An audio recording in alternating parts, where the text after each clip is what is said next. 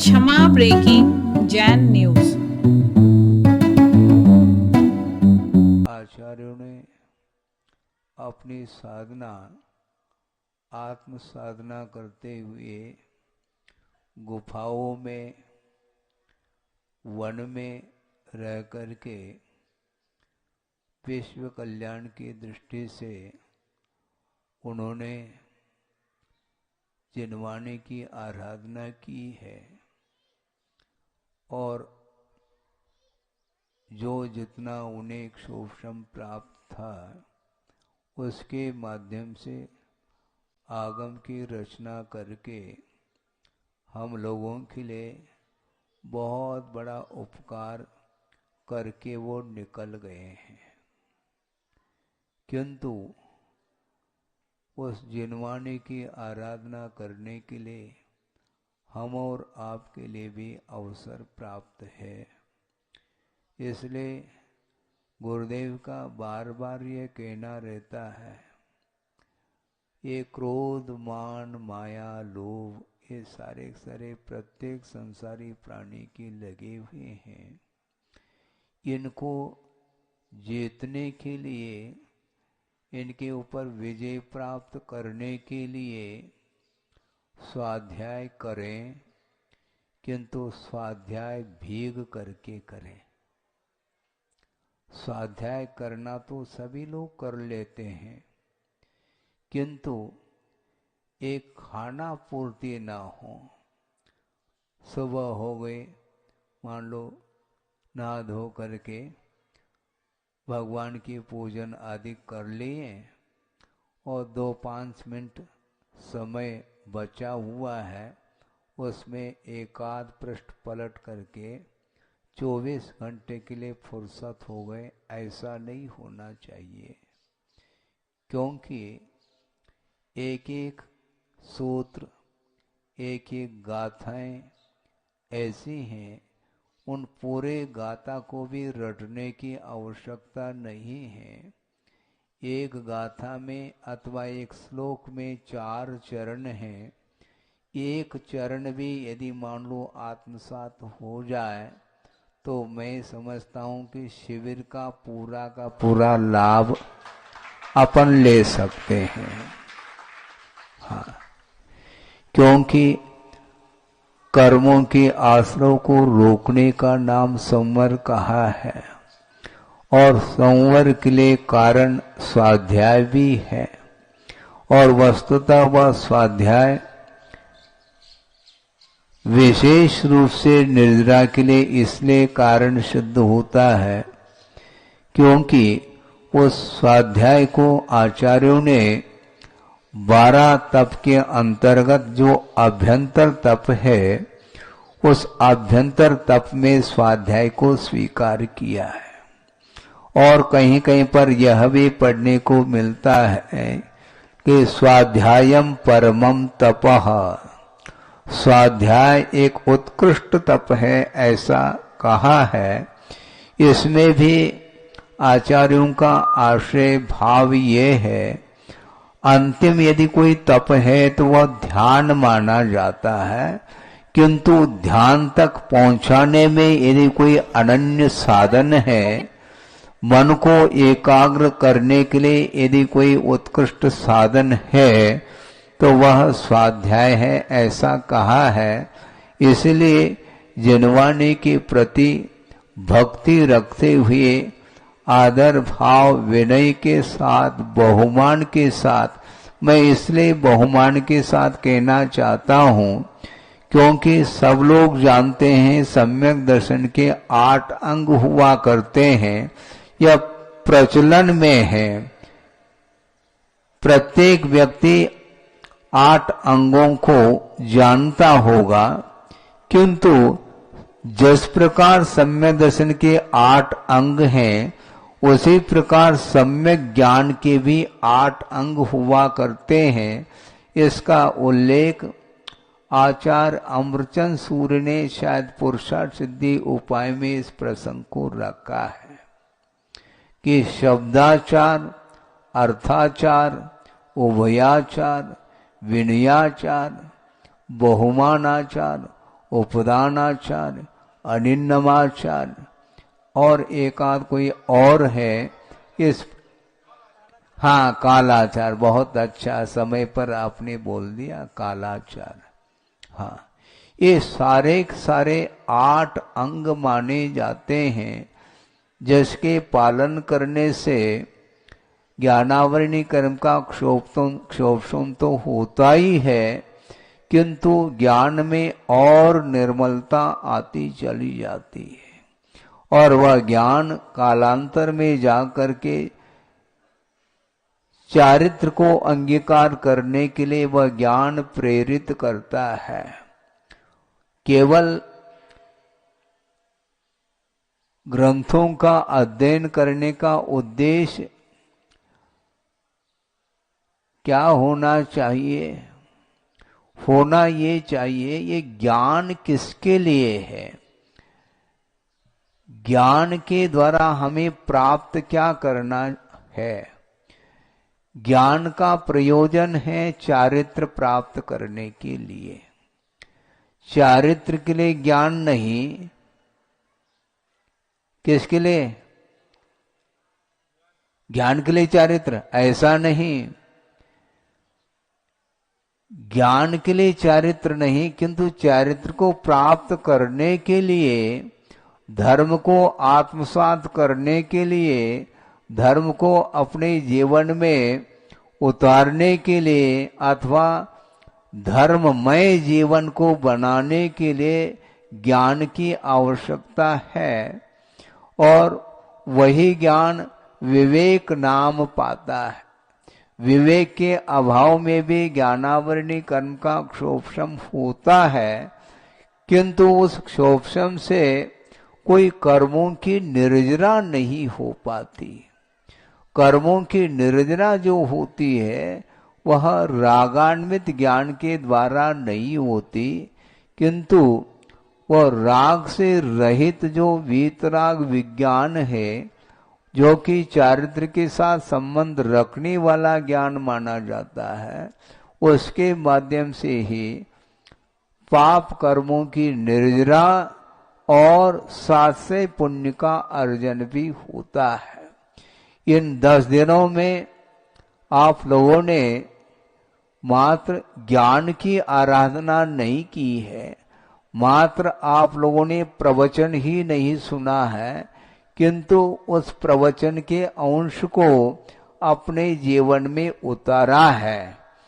और मुझे बड़ी प्रसन्नता हो रही है कि एक एक नए 10-10 उपवास करने वाले भी इस सभा में बैठे हैं।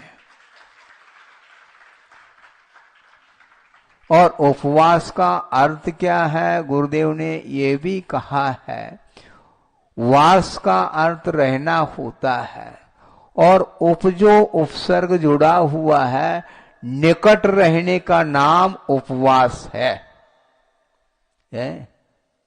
भोपाल छोड़ करके यहां पर आए हो, हाँ? भोपाल भूल गए होंगे महाराज, अभी तो भूल गए, बाद में याद आ सकता है।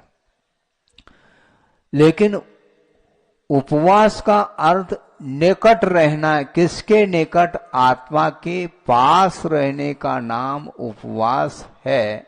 और मान लो जिसकी क्षमता नहीं भी रही हो उपवास करने की, किंतु इन 10 दिनों में धर्म की आराधना करने के लिए वो सारे उत्साहित रहे हैं और शिविर में भी भाग लेकर के ज्ञान की आराधना की है, तो ज्ञान के निकट रहना भी उपवास है, ध्यान रखो।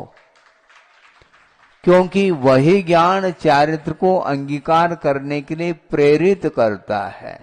इसलिए आप लोग धर्म से प्रेरित हुए हैं। इसी प्रकार भविष्य में भी धर्म की आराधना करने के लिए जो बड़े बड़े आचार्यों ने आगम की रचना की है, उस आगम को उत्साह के साथ मन लगा करके उन सूत्रों को आत्मसात करने का पुरुषार्थ करेंगे तो हमें शिविर में तो भाग लेना ही है, ठीक है, किंतु शिविर में भाग लेने की सार्थकता सिद्ध होती है उस आत्म तत्व को पहचान करके, अन्यान्य वस्तुओं से मुख मोड़ करके मोह को समाप्त करते हुए, क्योंकि बहुत मोह सताता है। महाराज आज क्षमावाणी पर्व है। क्षमा तो पहले दिन ही क्षमा धर्म की आराधना की है। अब अभी भी क्षमा क्या करना है, कर चुके हैं। इसके उपरांत भी व्यवहार की दृष्टि से इसको भी मनाया जाता है समाज में।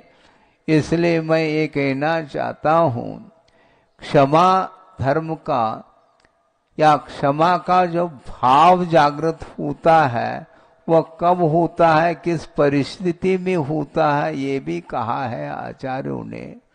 एक श्लोक है प्रासंगिक रखते हुए इस विषय को पूर्ण कर रहा हूं कि क्रोधोत्पत्ति निमित्तानाम अत्यंतम सति संभवे आक्रोश ताड़नादीनाम कालुषो परम क्षमा, ऐसा कहा। ये शायद मुझे स्मरण में है, तत्वासार की ये कारिका हो सकती है। उसमें लिखा है अमृतचंद सूरी ने, क्रोधोत्पत्ति निमित्तानाम अत्यंतम सति संभवे आक्रोश ताड़नादीनाम, ऐसा कहा। क्रोध की उत्पत्ति में कारणभूत निमित्त भूत जो आक्रोश इत्यादि का वातावरण छाया हुआ है, उस समय भी कलुषता का नहीं होना, कालुष्य भाव से अपने आप को ऊपर उठाना, इसको बोलते क्षमा। किसके साथ?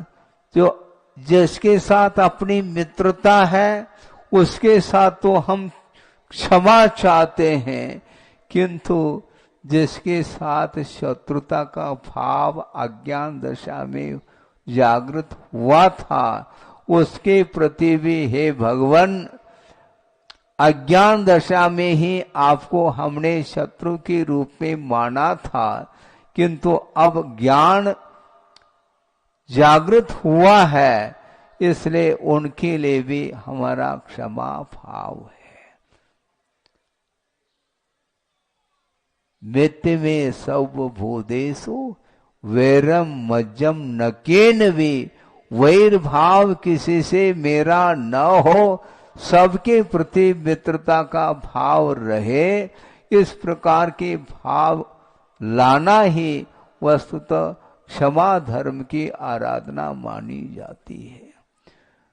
आचार्य कुंद कुंद हुए हैं, उन्होंने अपने शब्दों में स्पष्ट रूप से लिखा है, मेरा शत्रु भी न हो, मेरा शत्रु भी क्यों न हो, किंतु आगम के विपरीत आचरण न करें और अकेले विहार न करें, ऐसा उन्होंने कहा है। हाँ, सोचो विचार करो, मेरा शत्रु भी क्यों ना हो, किंतु उसको आगम को छोड़ करके कदम नहीं रखना चाहिए, क्योंकि आगम चक्षु साहू कहा है। आगम ही साधु के नेत्र हुआ करते हैं, इसलिए आगम मिला है आराधना करने के लिए। आगम के अनुरूप भले ही जितनी क्षमता आपके अंदर है उतनी क्षमता के अनुरूप चारित्र की आराधना करो, और जो कुछ भी आराधना करने के लिए शेष रहा है उसके प्रति आस्था जागृत करते हुए अपने जीवन को व्यतीत करना चाहिए। कभी भी किसी भी समय पर वह जीवन का अंत हो सकता है, क्योंकि जिसका जन्म हुआ है तो अंत अनिवार्य है, ये वस्तु का स्वरूप कहा है। इसलिए समय रहते हुए हमें ज्यादा इधर उधर की व्यक्ताओं में नहीं लगना, किंतु समय का सदुपयोग करते हुए सत्कथा के माध्यम से अपने परिवार को भी धर्म की ओर अग्रसर कराने का पुरुषार्थ करना चाहिए।